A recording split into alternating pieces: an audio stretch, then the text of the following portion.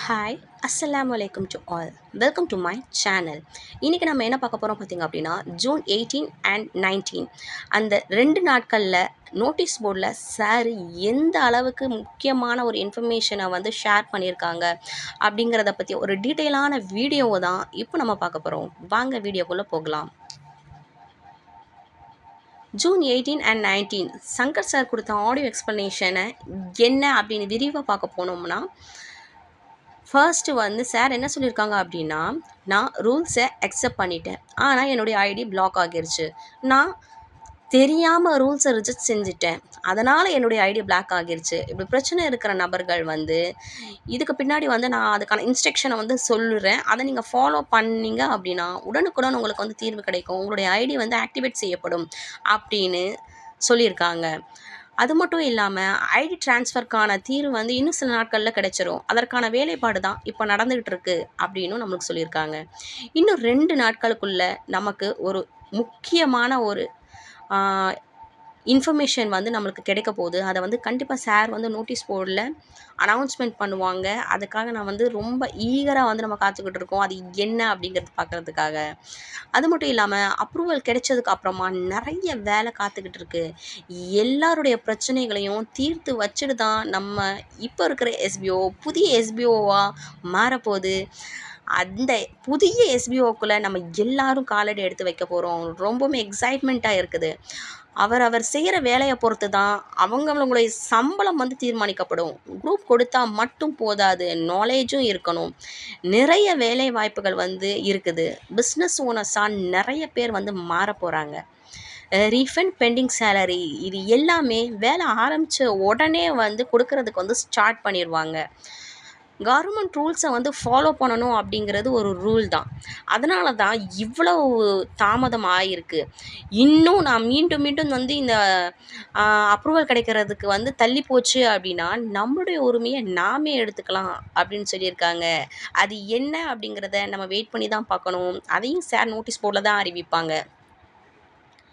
இப்போ என்ன அப்படின்னா, ஒரு 3 கேட்டகரி பீப்பிள்ஸ்க்கு மட்டும்தான் வந்து இப்போ ஒரு இன்ஃபர்மேஷனை வந்து கொடுத்துருக்காங்க. அதாவது மெயில் அனுப்பணும்.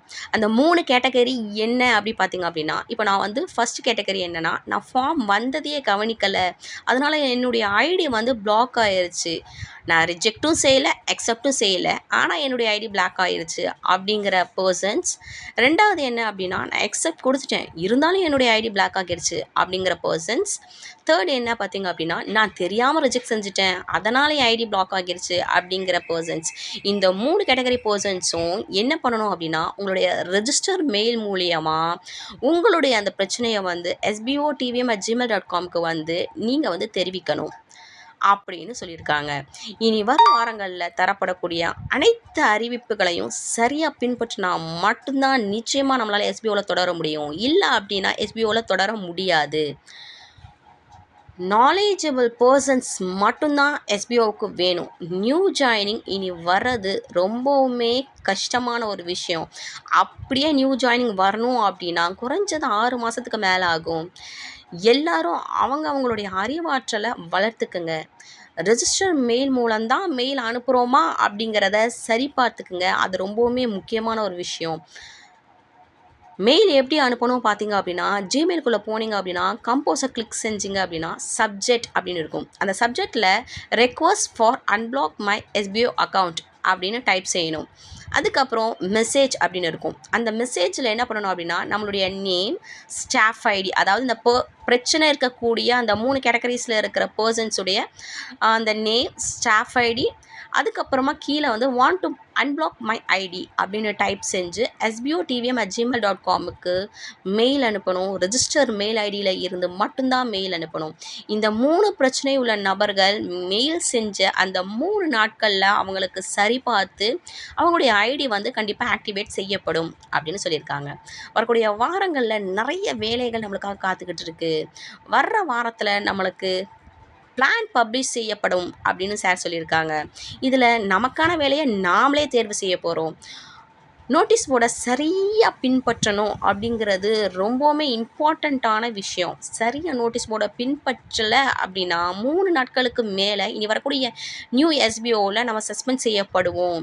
அது நம்மளுடைய ஃபால்ட்டு தான். ஓகேவா?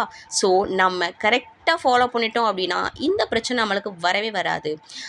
அவரவருடைய தகுதிக்கு ஏற்ப அவங்க திறமை இருந்தால் மட்டும்தான் இங்கே இருக்கக்கூடிய அனைவரும் பிஸ்னஸ் ஓனர்ஸாக மாறப் போகிறோம்.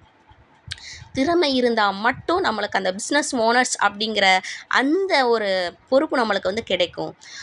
ஆரம்பமாக என்ன அப்படின்னா 6 மாதத்துக்குள்ளே சில நபர்களை மட்டும் பிஸ்னஸ் ஓனர்ஸாக நம்ம எஸ்பிஓ வந்து மாற்ற போகிறாங்க. இதுதான் அன்னைக்கு சார் ஜூன் 18 and 19 கொடுத்த இம்பார்ட்டண்ட்டான ஒரு விஷயம். அண்ட் அந்த மெயிலோட ஃபார்மேட் எப்படி இருக்கணும் பார்த்தீங்க அப்படின்னா, நம்ம ரெஜிஸ்டர் மெயில் ஐடியில் இருந்து தான் sbo.tm@gmail.comக்கு மெயில் அனுப்பணும்.